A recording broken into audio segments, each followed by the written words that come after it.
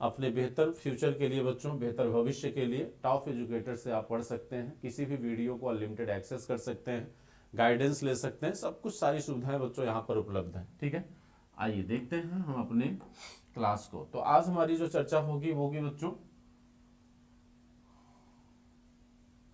आंग्ल मराठा संघर्ष।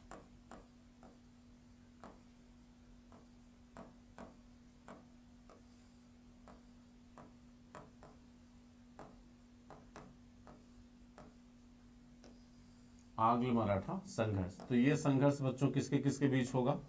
अंग्रेजों के बीच होगा और मराठों के बीच होगा। दो लोगों के बीच बच्चों ये संघर्ष होगा। और कब से कब तक होगा? यानी प्रथम आंग्ल मराठा युद्ध कब से शुरू होता बच्चों? प्रथम आंग्ल मराठा संघर्ष प्रथम आंग्ल मराठा संघर्ष की शुरुआत होती है। प्रथम आंग्ल मराठा संघर्ष की शुरुआत होती है बच्चों 1775 से लेकर बच्चों 1782 के बीच। ठीक है, तो ये प्रथम आंग्ल मराठा संघर्ष हुआ और यहीं से बच्चों आपके आंग्ल मराठा संघर्ष की शुरुआत होती है। ठीक है, ऑडियो वीडियो बच्चों क्लियर है? हमारी आवाज़ सुनाई दे रही है? ब्रिजेश जी वेलकम है आपका भी। मेरी आवाज़ आप लोगों को सुनाई दे रही है बच्चों? एक बार लिंक को शेयर कर दीजिए, सभी लोग क्लास से जुड़ जाएं।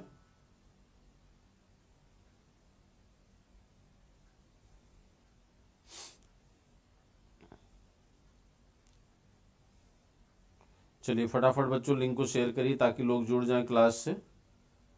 रजिया खान, नेहा भगत, विकास कुमार, हाँ सभी को बच्चों रिपब्लिक डे की शुभकामना आप सभी लोगों को।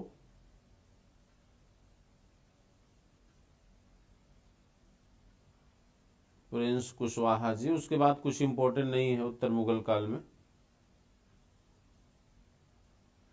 चलिए आइए क्लास को स्टार्ट करते हैं। तो आज हमें पढ़ना है बच्चों प्रथम आंग्ल मराठा संघर्ष। और प्रथम आंग्ल मराठा संघर्ष की शुरुआत होती है कहाँ से? 1775 से 1782 के बीच। लेकिन आपको अगर याद होगा बच्चों तो पहला आंग्ल मराठा संघर्ष की जो शुरुआत हुई, कहा जाता है इससे पहले थोड़ा सा हमें इसकी पृष्ठभूमि में जाना होगा। और इसकी पृष्ठभूमि में जाने के लिए अगर आपको हमने क्लास पढ़ाया था 1761 का पानीपत युद्ध, पानीपत का थर्ड वार बच्चों, पानीपत का तृतीय युद्ध आपका हुआ था कब? 1761 में। तो पानीपत के तृतीय युद्ध में आपने देखा था इस समय बच्चों पेशवा कौन था? पानीपत के तृतीय युद्ध में इस समय पेशवा हुआ करता था बालाजी बाजीराव। बालाजी बाजीराव, बालाजी बाजीराव बच्चों इस समय क्या थे? पेशवा थे। और बालाजी बाजीराव के 3 बेटे थे। बालाजी बाजीराव की 3 संतानें। उसमें पहला था बच्चों विश्वास राव। विश्वास राव बड़ा बेटा था इनका। दूसरा बच्चों आपका माधवराव। तीसरा आपका जो है नारायण राव।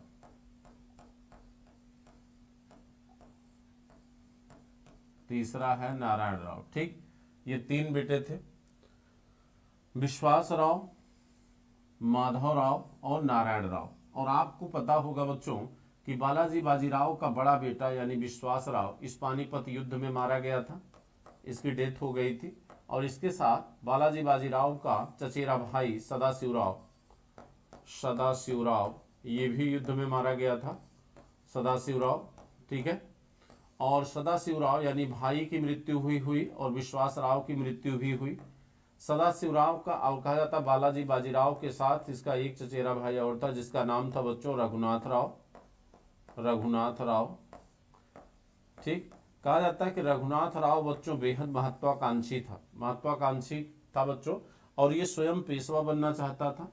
बालाजी बाजीराव कहा जाता है कि पानीपत के तृतीय युद्ध में जब बेटा विश्वास राव और भाई सदाशिवराव दोनों मर गए तो इस वियोग में बच्चों, इस दुख में बालाजी बाजीराव की भी क्या हो जाती है? मृत्यु हो जाती है। तो बालाजी बाजीराव की मृत्यु के बाद अगला पेशवा कौन बनता है? माधवराव बना, क्योंकि विश्वास राव का छोटा भाई था माधवराव और इसकी उम्र उस समय मात्र 17 वर्ष थी। इसकी उम्र बच्चों मात्र कितना थी, 17 वर्ष थी। 17 वर्ष की आयु में ये क्या बनता है, पेशवा बना। और 17 वर्ष की आयु में बच्चों जब ये पेशवा बना तो कहा जाता है कि रघुनाथ राव की जो महत्वाकांक्षा थी वह बच्चों पूरी तरह से जग गई। उसको उम्मीद हो गया कि ये बालक है और इसको हम हटा के बच्चों गद्दी को हासिल कर सकते हैं। ऐसा सोचना था किसका, रघुनाथ राव का। रघुनाथ राव बच्चों पेशवा बनना चाहता था और पेशवा बनने के लिए इसने माधव राव को क्या किया, परेशान करना शुरू किया। अब देखिए कहते हैं पानीपत युद्ध के बाद माधव राव पेशवा बनता है। माधव राव बच्चों क्या बना, पेशवा बना। माधव राव जो दूसरा बेटा है बालाजी बाजीराव का, और यह पेशवा बच्चों कब तक रहा, ये 1761 से 1772 तक पेशवा बना रहा। ठीक, पेशवा के पद पे रहा।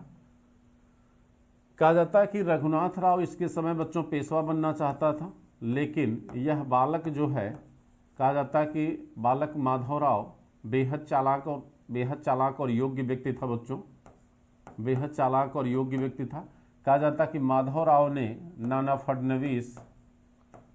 फडणवीस मराठा सरदार था, नाना फडणवीस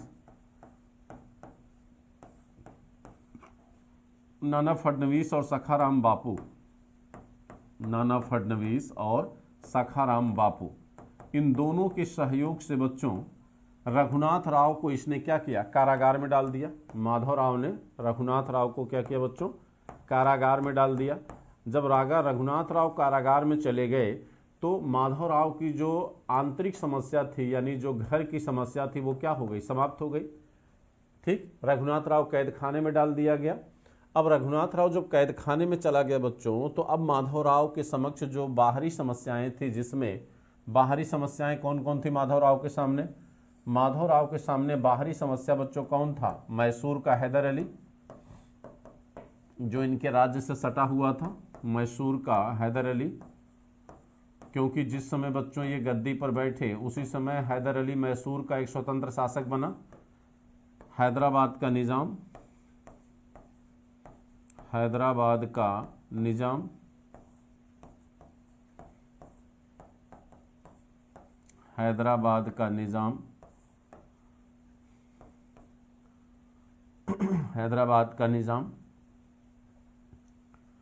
और तीसरा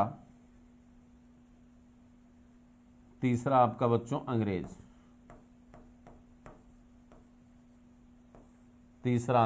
ठीक है,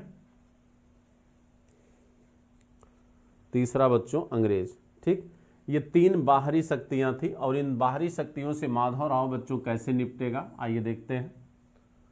आंतरिक समस्या रघुनाथ राव था, रघुनाथ राव से बच्चों ये निपट गया, लेकिन बाहरी समस्याओं से कैसे निपटेगा, देखिए। कहते हैं जिस समय माधव राव पेशवा बना उस समय सबसे बड़ी समस्या बच्चों कौन था, हैदर अली था। और हैदर अली समस्या क्यों था, क्योंकि हैदर अली भी बेहद योग्य शासक था बच्चों, और मराठों की कमजोरी का फायदा हैदर अली ने उठाया था। पानीपत युद्ध के समय बच्चों जब मराठे कमजोर हुए, कहा जाता है पानीपत युद्ध के समय जब पानीपत का तृतीय युद्ध हुआ बच्चों, तो मराठे बेहद कमजोर हो गए थे। पानीपत थर्ड वार, तृतीय युद्ध जब हुआ 1761 में, तो मराठे इस समय क्या थे, बेहद कमज़ोर थे। और इस कमजोरी का फ़ायदा बच्चों हैदर ने उठाया। हैदर ने ये मैसूर राज्य की स्थापना किया था, ये आपका मैसूर है। ठीक, और अगर मराठों की बात करें बच्चों, तो मराठों का राज्य कहीं न कहीं बच्चों ये पूरा का पूरा क्षेत्र किसका था, मराठों का था। ठीक, और ये आपका क्षेत्र जो है किसका है, निज़ाम का, ये आपका निज़ाम है। ठीक, और यहाँ पर आपके कौन है, अंग्रेज, ये मद्रास है आपका, मद्रास प्रेसिडेंसी। ये आपका बच्चों क्या है, त्रावणकोर है, ये आपका त्रावणकोर है, त्रावणकोर जो आज का केरल है। ठीक, अब आप देखिए, कहते हैं कि जब 1761 में युद्ध हुआ तो यहाँ पर उसी समय हैदर अली बच्चों 1761 में मैसूर का स्वतंत्र शासक बना था, हैदर अली।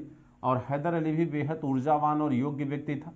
इसने मराठों की इस कमजोरी का फायदा उठाकर मराठों का यह क्षेत्र बच्चों और ये क्षेत्र इसने हैदर ने क्या किया, जीत लिए थे।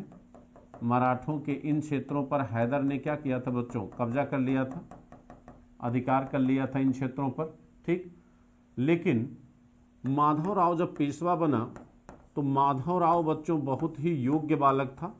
माधवराव ने मराठा सरदारों की मदद से 1766 और 67 में हैदर अली से बच्चों अपने इन सारे क्षेत्रों को क्या करता है, पुनः वापस जीत लेता है। और अगर आपको याद होगा तो इसी समय बच्चों प्रथम आंग्ल मैसूर युद्ध की क्या होती है, शुरुआत होती है। प्रथम आंग्ल मैसूर युद्ध की क्या हुई, शुरुआत। प्रथम आंग्ल मैसूर युद्ध की शुरुआत जब हुई तो आपने गौर किया होगा कि यह आंग्ल मैसूर युद्ध हैदर अली के समय शुरू हुआ। तो जब हैदर अली अंग्रेजों से भिड़ गया, अंग्रेजों से युद्ध करने लगा, तो उसने हैदर अली ने बुद्धिमानी ये दिखाया बच्चों को, उसने मराठों से क्या कर लिया, समझौता। मराठा और निजाम दोनों से संधि कर लिया हैदर अली ने, ठीक। और मराठों से संधि करने के बाद वह अंग्रेजों से युद्ध करने लगा। तो जब मैसूर अंग्रेजों से युद्ध में उलझ गया बच्चों, तो कहा जाता है कि यहाँ पर माधवराव को क्या मिल गया, एक माने फुर्सत मिल गई कि कहीं न कहीं अब मैसूर की तरफ से मराठे निश्चिंत हो गए, क्योंकि अब मैसूर मित्र हो गया। तो यहाँ से निजाम और मैसूर से मराठों की सीमा क्या हो गई, सुरक्षित हो गई। और धीरे धीरे मराठों की खोई हुई शक्ति को पुनः माधवराव ने क्या किया, वापस अर्जित कर लिया। और कहा जाता है कि पानीपत के थर्ड वार की जो समस्या थी, यानी जो उसके बच्चों कहा जाता है कि पानीपत थर्ड वार के समय मराठे जो ऑलरेडी कमज़ोर हो गए थे, उसको पुनः बच्चों माधवराव ने क्या किया, स्थापित कर दिया। यानी उस समस्या का समाधान माधवराव ने बड़े जल्द ही पुनः अर्जित कर लिया, ठीक है। अब देखिए, कहते हैं ये वही माधवराव है बच्चों जिसके समय महादजी सिंधिया जो मराठा सरदार था, महादजी सिंधिया बच्चों जो मराठा सरदार हुआ करते थे, महादजी सिंधिया ने इसी समय बच्चों आपके मुगल बादशाह इस समय इलाहाबाद में रहा करते थे। मुगल बादशाह कहाँ थे, इलाहाबाद में।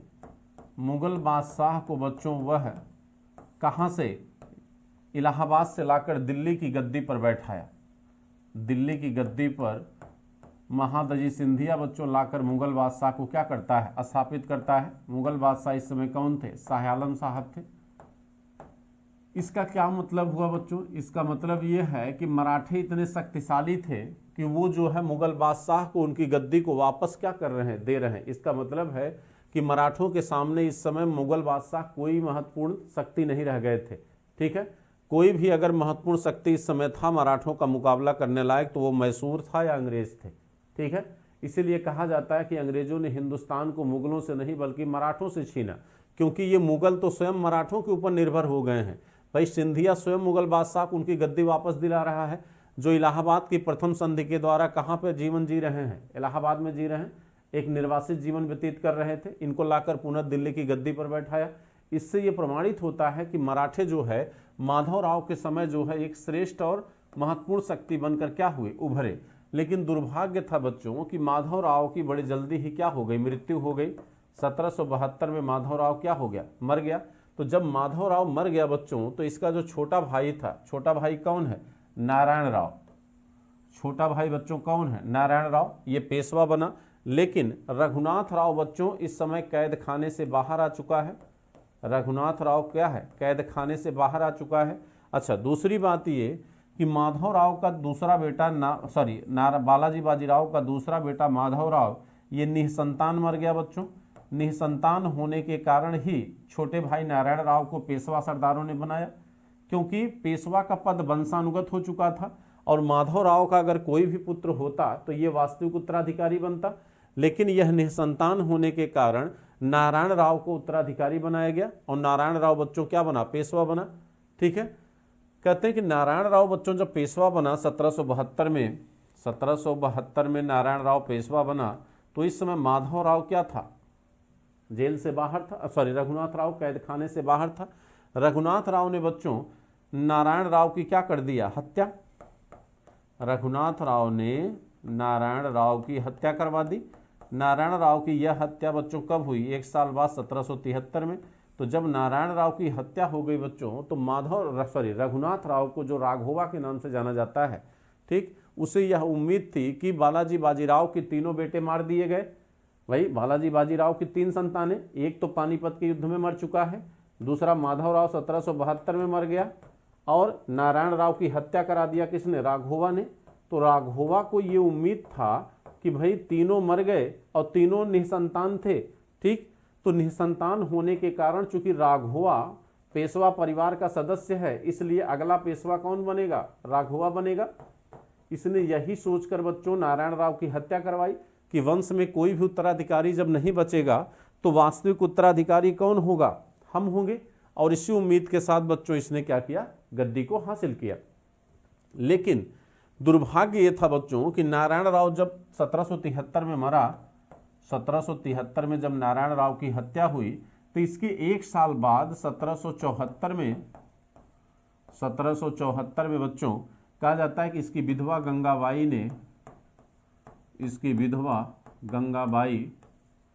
गंगाबाई ने बच्चों क्या किया, एक नवजात बालक को जन्म दे दिया, एक नवजात बालक को जन्म दिया। तो जब इसने नवजात बालक को जन्म दे दिया तो अब मराठा सरदारों में बच्चों फिर से ऊर्जा आ गई, फिर से जान आ गई, उनको उनका उत्तराधिकारी मिल गया। क्योंकि मराठा सरदार राघोवा को पसंद नहीं करते थे बच्चों, राघोवा को मराठा सरदार पसंद नहीं करते थे, वो हमेशा से नारायण राव यानी पेशवा के किसी उत्तराधिकारी की तलाश में थे। ऐसे में नारायण राव के मरने के बाद जब उसकी विधवा गंगूबाई ने एक नवजात बालक को जन्म दे दिया जो नारायण राव का ही बेटा था बच्चों, ठीक। और इस बालक का नाम क्या रखा गया, माधवराव नारायण। इसका नाम क्या रखा गया, माधवराव नारायण। इसका नाम रखा गया माधवराव नारायण या सवाई नारायण, ये यानी दोनों नाम मिलाकर इसका नाम रखा गया, ठीक है।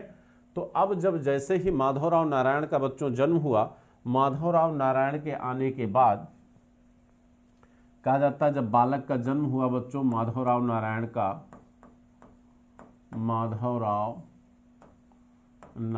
का जब जन्म हुआ,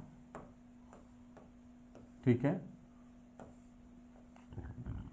तो 2 घटनाएं हुई। एक घटना तो ये हुई कि जैसे ही माधवराव नारायण का जन्म हुआ वैसे ही बच्चों मराठा सरदारों ने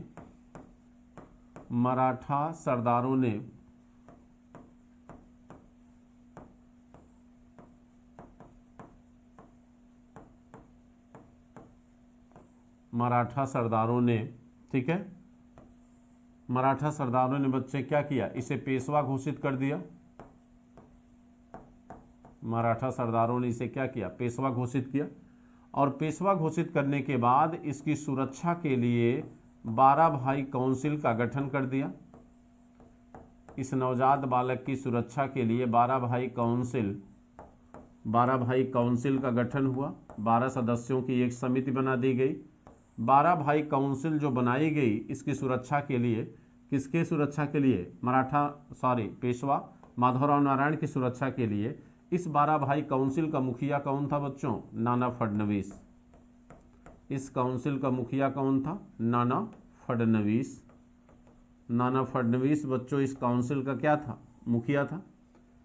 नाना फडणवीस ने एक तरफ बच्चों नाबालिग मराठा माधवराव नारायण को पेशवा घोषित करके उसकी सुरक्षा के लिए बच्चों मराठा सरदारों को मिलाकर 12 भाई काउंसिल का गठन किया, 12 सदस्यों की एक समिति का गठन किया। वहीं दूसरी तरफ राघोवा मतलब रघुनाथ राव, जो इसके पिता का हत्यारा है, भाई इसके पिता की हत्या किया है, इस राघोवा के खिलाफ पूना न्यायालय में मुकदमा दायर किया गया। पूना न्यायालय में मुकदमा दायर किया गया। यहाँ के मुख्य न्याय शास्त्री या मुख्य न्यायाधीश कौन थे बच्चों, राम शास्त्री, ठीक है। मुख्य न्यायाधीश यहाँ के कौन थे, राम शास्त्री। राम शास्त्री ने मुकदमे की सुनवाई करते हुए राघोवा को क्या किया, हत्यारा घोषित कर दिया। अब राघोवा को लगा कि ऐसा न हो कि हमें सजा दी जाए या हमें फांसी दे दी जाए तो हम जनता की नज़रों में गिर जाएंगे, और अगर हम जनता की नज़रों में गिर गए तो फिर मराठा राज्य की जनता हमें पेशवा स्वीकार नहीं करेगी, ठीक। और दूसरा, अगर हम बच्चों यहाँ गिरफ्तार हुए तो हमें सज़ा भी दी जा सकती है, हमें फांसी भी दी जा सकती है।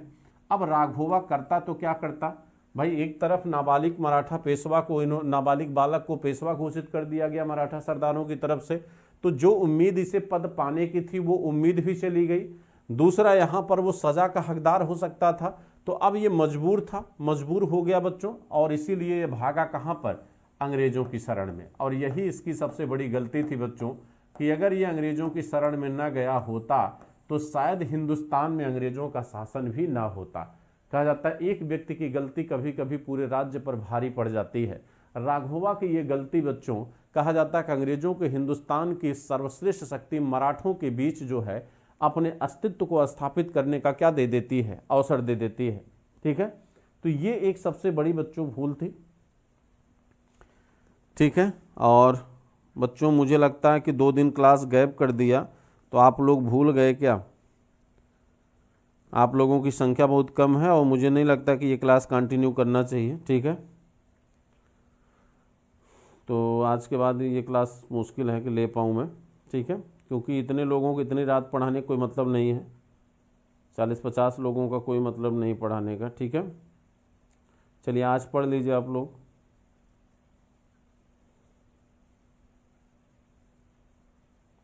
ईडल सिंह, सुमन राजवंशी, अंकिता पांडे, नमस्ते। नमस्ते सभी को हमारी तरफ से। धीरेन्द्र शाक्या जी नमस्कार।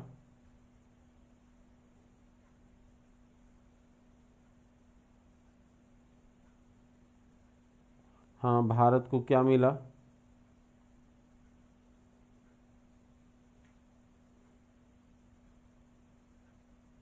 हाँ, मेरे कहने का मतलब सब सो जाते हैं, लेट नाइट हो जाता है। ठीक है, लेट नाइट हो जाता है तो कोई मतलब नहीं बनता इस क्लास का बच्चों। Ankita Pandey, no sir continue.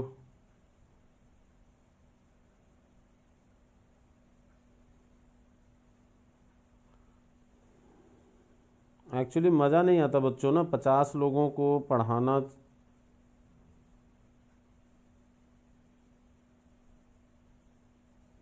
ठीक है, चलिए।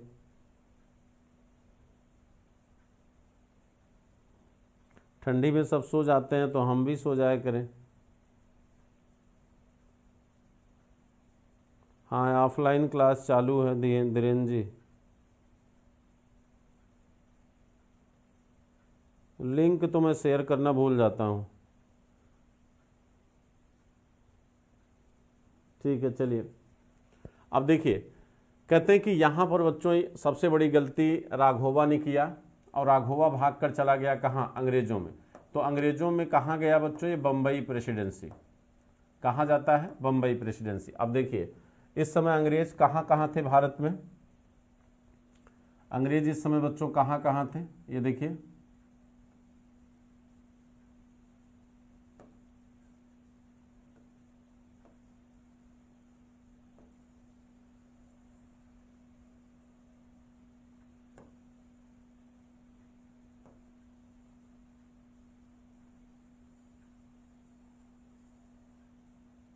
अब देखिए, कहते हैं एक तो अंग्रेज बच्चों कहाँ थे, बम्बई में, बम्बई प्रेसिडेंसी।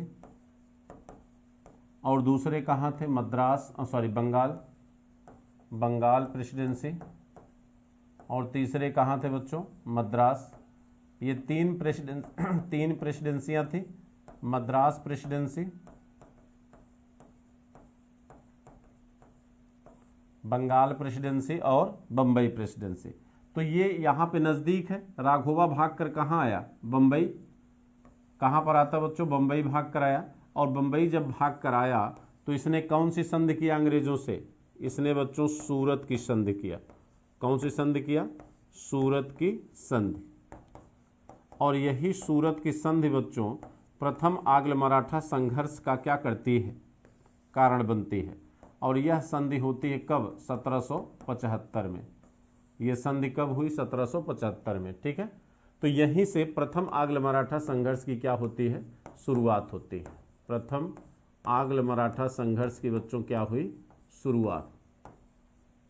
प्रथम आंग्ल मराठा संघर्ष की क्या हुई, शुरुआत हुई। ठीक है, तो यहाँ से बच्चों प्रथम आंग्ल मराठा संघर्ष की क्या होती है, शुरुआत होती है। ठीक, तो अब आप देख सकते हैं कि आखिर इस संधि में क्या प्रावधान हुआ।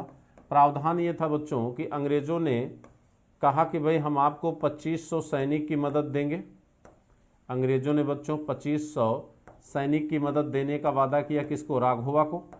अंग्रेजों ने कहा कि भाई हम 2500 सैनिक की सेवा देंगे, लेकिन बदले में 1.5 लाख प्रति मंथ लेंगे। 1.5 लाख हम आपसे प्रति माह लेंगे। इस 2500 सैनिक के बदले हम कितना लेंगे? 1.5 लाख प्रति माह। अच्छा, राघोवा ने बच्चों क्या देने का वादा किया अंग्रेजों को? राघोवा ने कहा कि भाई हम आपको अपने राज्य का साष्टी क्षेत्र दे देंगे। साष्टी बच्चों, साष्टी दे देंगे। वसई बम्बई का क्षेत्र है, ठीक है। सूरत और भड़ौच, इन 4 प्रांतों का राजस्व जो है किसको दे दिया जाएगा? अंग्रेजों को दे दिया जाएगा। ऐसा किसने कहा बच्चों? राघोवा ने कहा। लेकिन यह देने का वादा राघोवा ने जीतने के बाद किया, क्योंकि ये तो अभी राघोवा के अंतर्गत है ही नहीं, तो देगा कहाँ से? उसने कहा कि अगर हम जीत गए तो हम आपको ये चारों क्षेत्र जो है क्या करेंगे? दे देंगे। अंग्रेजों ने कहा भाई चलो ठीक है, हम वादे के आधार पर ही तुम्हारी मदद करते हैं। और बम्बई प्रेसिडेंसी ने कर्नल कीटिंग के नेतृत्व में, किसके नेतृत्व में? कर्नल कीटिंग के नेतृत्व में बच्चों एक सैनिक टुकड़ी क्या करती है? भेज देती है। कर्नल कीटिंग के नेतृत्व में बच्चों एक सैनिक टुकड़ी क्या किया? भेज दिया।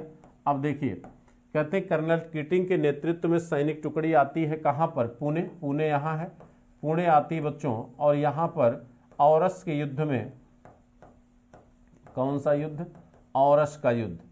तो औरस के युद्ध में बच्चों मराठे क्या होते हैं? हार जाते हैं। तो औरस के युद्ध में मराठे हार गए। अब यहाँ समस्या ये खड़ी हो गई बच्चों कि जो सूरत की संधि अंग्रेजों ने किया, यहाँ पर उस समय बंगाल का गवर्नर कौन था? Warren Hasting. वॉरेन हेस्टिंग यहाँ बंगाल का क्या है? गवर्नर है। वॉरेन हेस्टिंग ने कहा भाई कि तुमने बिना हमसे पूछे संधि कैसे कर लिया? किस अधिकार से बंबई प्रेसिडेंसी ने समझौता किया?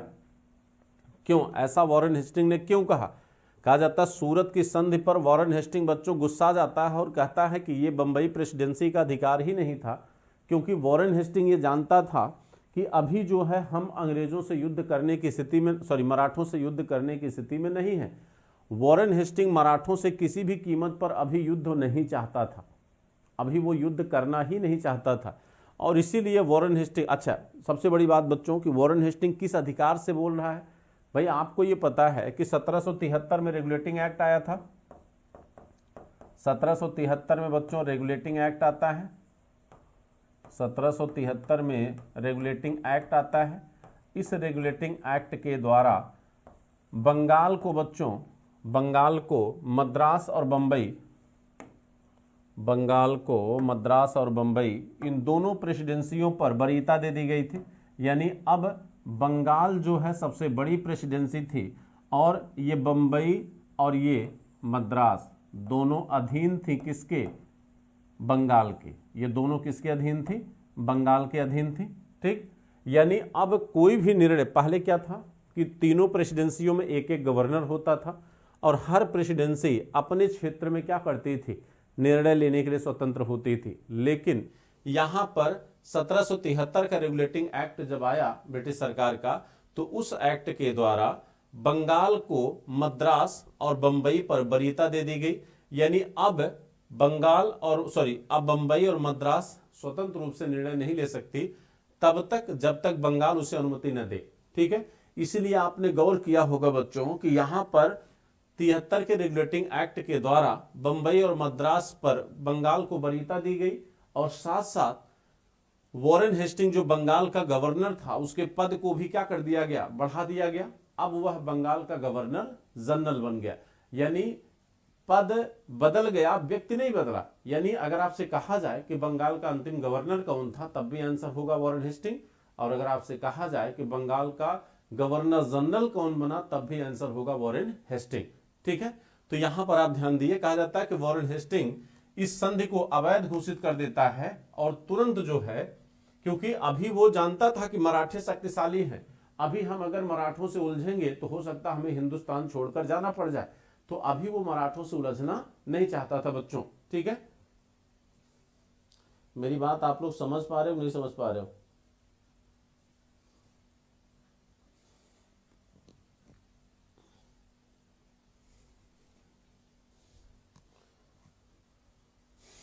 मेरी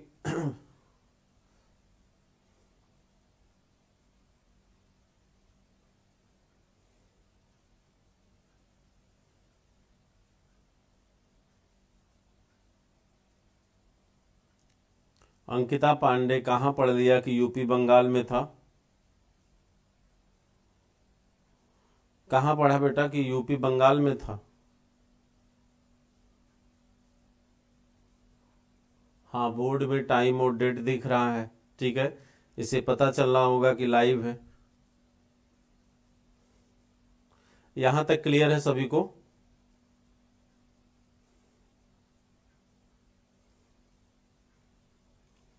चलिए,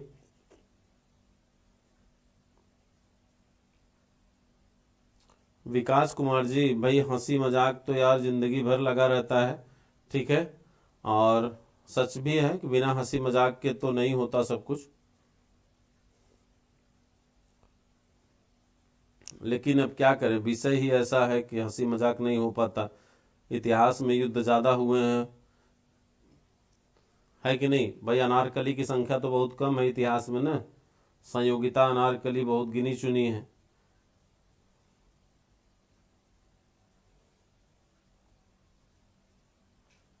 राधे जीएस सेंटर जी, चलिए ठीक है, आदेश का पालन करते हैं आपका। क्लास कंटिन्यू करते हैं।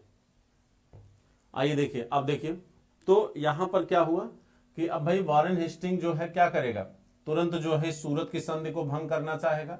वॉरेन हेस्टिंग ने क्या किया कि इसने पॉमिस्ट, कर्नल पॉमिस्ट को भेजा। इसने क्या किया, कर्नल बच्चों, कर्नल पॉमिस्ट को भेजा। कहां पर? कहा तुम सीधे जाओ, कहां? 12 भाई काउंसिल के पास, और 12 भाई काउंसिल से तुरंत समझौता करो और इस युद्ध को रोको। यानी जो युद्ध शुरू हुआ था, इस युद्ध को रोकने के लिए बंगाल के गवर्नर जनरल वॉरेन हेस्टिंग ने कर्नल पॉमिस्ट को भेजा कि आप जाइए और पूना की 12 भाई काउंसिल से समझौता करिए। ठीक, और कर्नल पॉमिस्ट आता है 1776 में, पूना समिति की 12 भाई काउंसिल से एक संधि किया जिसे कहते हैं बच्चों पुरंदर की संधि, जिसे क्या कहा जाता है? पुरंदर की संधि। ठीक है, अब ये पुरंदर की संधि हो गई किसके कहने पर? ये पुरंदर की संधि हुई किसके कहने पर? वॉरेन हेस्टिंग के कहने पर। ठीक, और ये संधि हुई थी बच्चों युद्ध को रोकने के लिए। कहा जाता है इस संधि के द्वारा अंग्रेजों ने ये कह दिया कि भाई मैं राघोवा की मदद नहीं करूंगा। अंग्रेजों ने कहा कि भाई चलो हम राघोवा की मदद करने का जो वादा किए थे हम वह वादा तोड़ देते हैं। और 12 भाई काउंसिल यानी नाना फडणवीस ने कहा कि चलो भाई ठीक है, हम आपको साष्टी और भड़ौच इन दोनों का रेवेन्यू दे देंगे, आप राघोवा का वादा, राघोवा का साथ देना छोड़ दीजिए। ठीक, तो इस संधि में यह तय किया गया। लेकिन दुर्भाग्य ये था बच्चों कि अंग्रेजों के द्वारा की गई संधियों को ब्रिटिश पार्लियामेंट या सॉरी वहां की जो निदेशक मंडल था, जो कंपनी का निदेशक मंडल था ईस्ट इंडिया कंपनी का, ठीक है, यानी कंपनी जिन लोगों के शेयर से बनी थी, जिन लोगों के हिस्से से बनी थी, उनको मिलाकर एक क्या बनाया गया था बच्चों? निदेशक मंडल बनाया गया था। अंतिम निर्णय वो निदेशक मंडल लेता था। तो कहा जाता है कि यहां पर जब ये संधि हुई, सूरत की संधि, तो इस संधि को निदेशक मंडल के पास भेज दिया गया अनुमति के लिए। ठीक, और जिस समय पुरंदर की संधि की गई उस समय इंग्लैंड के निदेशक मंडल ने सूरत की संधि को क्या दे दिया? अनुमति दे दिया। कंपनी के निदेशक मंडल ने सूरत की संधि को क्या दिया? अनुमति दे दिया। अब जब सूरत के संधि को अनुमति दे दिया कंपनी के निदेशक मंडल ने, तो अब वॉरेन हेस्टिंग भी मजबूर था। अब यह निदेशक मंडल के अनुमति को क्या कर सकता था? खारिज नहीं कर सकता था। मजबूर होकर फिर से वॉरेन हेस्टिंग को क्या करना पड़ा? युद्ध को रीओपन करना पड़ा, युद्ध को फिर से शुरू करना पड़ा। और कहा जाता है बच्चों कि दोबारा युद्ध की क्या होती है? शुरुआत होती है। और युद्ध की जब शुरुआत हुई बच्चों, तो कहा जाता है कि अंग्रेज जो है कई जगह क्या हुए? मराठों से पराजित हुए। और पराजित होने के बाद बच्चों कहा जाता है पराजित होने के बाद बंबई प्रेसिडेंसी के अंग्रेज कई जगह हारे और मजबूर होकर 1779 में मराठों से अंग्रेजों ने एक संधि किया जिसे कहते हैं बड़गांव की संधि। ये बंबई प्रेसिडेंसी के अंग्रेजों ने किया बड़गांव की संधि, ठीक, क्योंकि ये हारे यहाँ पर बड़गांव की संधि किया। लेकिन कहा जाता वॉरेन हेस्टिंग बच्चों इस बड़गांव की संधि को मानने से इनकार कर दिया। वॉरेन हेस्टिंग बच्चों इस संधि को मानने से इनकार कर दिया। वॉरेन हेस्टिंग ने नहीं माना इसे और पुनः जो है उसने मराठों पर हमला किया। कहा जाता बच्चों पुनः उसने क्या किया, मराठों पर हमला किया। और मराठों पर हमला करने के बाद बच्चों 1782 में महादजी सिंधिया 1782 में बच्चों महादजी सिंधिया अंग्रेजों से घिर जाता है। महादजी सिंधिया बच्चों अंग्रेजों से क्या हुआ, घिर गया। तो सिंधिया जब अंग्रेजों से घिर गया बच्चों तो सिंधिया ने कहा भाई रुको, ऐसा करते हैं कि हम तुम्हारा समझौता करा देते हैं। महादजी सिंधिया ने अंग्रेजों से वादा किया कि हम आपका क्या करेंगे, समझौता करा देंगे। अंग्रेजों से जब घिर गया तो इसने कहा कि हम आपका क्या करेंगे, समझौता करा देंगे, ठीक। और महादजी सिंधिया ने 12 भाई काउंसिल यानी मराठा 12 भाई काउंसिल और अंग्रेजों के बीच एक संधि कराया जिसे कहा जाता है बच्चों सालबाई की संधि। क्या कहा जाता है, सालबाई की संधि, ठीक है। और इसी संधि के द्वारा सालबाई की संधि के द्वारा बच्चों सालबाई की संधि 1782 में हुई। सालबाई की संधि के द्वारा प्रथम आंग्ल मराठा संघर्ष जो है वो क्या हो जाता है, समाप्त हो जाता है। प्रथम आंग्ल मराठा संघर्ष बच्चों क्या हो गया, समाप्त हो गया, ठीक। तो पहला आंग्ल मराठा संघर्ष जो है वो 1782 की सालबाई की संधि के द्वारा क्या हुआ, समाप्त हो गया, ठीक है। अब यहां पर बच्चों कहा जाता है कि अंग्रेज भी आतुर थे समझौते और संधि के लिए। क्यों, अंग्रेज क्यों चाहते थे कि जल्द से जल्द क्या हो जाए, संधि या समझौता हो जाए। ऐसा वो इसलिए चाहते थे क्योंकि अगर आपको याद होगा बच्चों तो इसी समय वो दक्षिण भारत में द्वितीय आंग्ल मैसूर युद्ध लड़ रहे थे। अगर आपको याद होगा तो इसी समय वो हैदर अली और टीपू से द्वितीय आंग्ल मैसूर युद्ध लड़ रहे हैं। द्वितीय आंग्ल मैसूर युद्ध लड़ रहे हैं, ठीक। और आपको याद होगा 1780 में हैदर अली की मृत्यु हो चुकी है और उसका बेटा टीपू युद्ध का नेतृत्व कर रहा है। और टीपू बच्चों एक ऐसा व्यक्ति है जो कहता है कि 100 दिन भेड़िए की जिंदगी जीने से बेहतर है कि एक दिन शेर की जिंदगी जिया जाए। और ऐसा शासक अगर कोई हो तो उससे डरना मुनासिफ है। बात समझ रहे नहीं। तो हिंदुस्तान में दो महान शक्तियां इस समय दक्षिण भारत में विद्यमान थी। यहां पर बच्चों हैदर है और इधर आपके मराठा हैं। इन दोनों शक्तियों से अंग्रेज एक साथ नहीं लड़ना चाहते थे, ठीक है। इन दोनों शक्तियों से बच्चों एक साथ वो नहीं लड़ना चाहते थे क्योंकि वो दोनों हार जाते और अंग्रेजों को हिंदुस्तान छोड़कर बाहर जाना पड़ जाता। इसीलिए 1782 में यहां अंग्रेजों से इन्होंने क्या किया, समझौता कर लिया। कितने सालों का, 20 वर्षों का। और आप देखेंगे द्वितीय आंग्ल मराठा संघर्ष शुरू होगा कब, 1801-2 में, यानी 20 साल बाद, ठीक। तो आप गौर करिए बच्चों, इस बीच ये मैसूर से 3 युद्ध लड़ेंगे। एक तो ये 1780 में लड़ रहे हैं बच्चों, ठीक। 84 में जाके समाप्त होगा द्वितीय आंग्ल मैसूर युद्ध। तृतीय आंग्ल मैसूर युद्ध बच्चों 1790-92 में ये लड़ेंगे, ठीक। और चतुर्थ आंग्ल मैसूर युद्ध 1799 में लड़ेंगे। और यहां पर टीपू लड़ते हुए बच्चों मारा जाएगा श्रीरंगपट्टनम में, ठीक। तो जब मैसूर समाप्त हो जाएगा यानी द्वितीय आंग्ल मैसूर युद्ध, थर्ड आंग्ल मैसूर युद्ध और चतुर्थ आंग्ल मैसूर युद्ध, तो ये चारों आंग्ल मैसूर युद्ध जब अंग्रेज लड़ लेंगे, जब मैसूर को अंग्रेज जीत लेंगे, इसे नेस्तानाबूद कर देंगे, तब पुनः जो है यहां पर आप देखेंगे 1801-2 में द्वितीय आंग्ल मराठा युद्ध की क्या हो जाएगी, शुरुआत हो जाएगी। तो ये अंग्रेज बच्चों, ये गोरी जात बहुत ही चालाक थी, बहुत ही बुद्धिमान थी, ठीक है। और अगर चालाक न होते तो हिंदुस्तान पर मात्र 1.5 लाख अंग्रेज 200 वर्षों तक शासन न करते, ठीक है। ये जानते थे कि अगर हम दक्षिण में दोनों से एक साथ लड़ेंगे तो हम बुरी तरह हारेंगे, इसलिए वॉरेन हेस्टिंग जो है मराठों से संघर्ष नहीं चाहता था, ठीक है। और अंततः उसने सालबाई की संधि से बच्चों क्या किया, मराठों से 20 साल का समझौता कर लिया और प्रथम आंग्ल मराठा संघर्ष की क्या कर लिया, समाप्ति कर लिया। प्रथम आंग्ल मराठा संघर्ष समाप्त होने के बाद बच्चों कहा जाता है कि मैसूर को उसने क्या किया, पूरी तरह समाप्त किया। और जब तक चारों आंग्ल मैसूर युद्ध नहीं हो गए तब तक वह पुनः मराठों से किसी भी संघर्ष को आगे नहीं बढ़ाया, ठीक है।